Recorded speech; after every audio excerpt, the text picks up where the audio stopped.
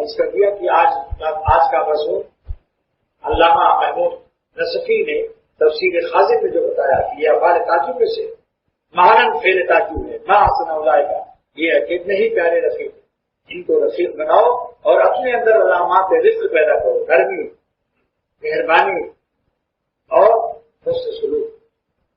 جس چیز کو بار بار بتایا جائے پھر اسی بات میں بل کرنا، پاگل ہونا، اپنے آسانی تشنج میں، تو بڑی خامی کی بات۔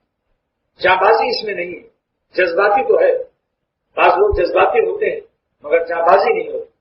جاں بازی کرو، سب کرو اللہ کے نام پر، شیخ کی صحبت کی نعمت کے ہوتے ہوئے۔ جو ظالم چھوٹی چھوٹی چیزوں پر لڑتا ہے تو سمجھ لو یہ شخص پورا ہے، نابینا ہے، یہ بندہ ہے، نہیں پہچانتا شیخ، یہ اپنی نعمت کو نہیں پہچانتا۔ ایک موتی کروڑ روپے کا ایک لڈو کے عوض میں کوئی بچہ دے دے تو وہاں تعجب نہیں، تو کچھ بچے کو کروڑ روپے کی موتی کی قیمت نہیں معلوم، وہ تو سمجھتا لڈو ہی زیادہ بکتی جو 2 روپے میں مل جائے گا۔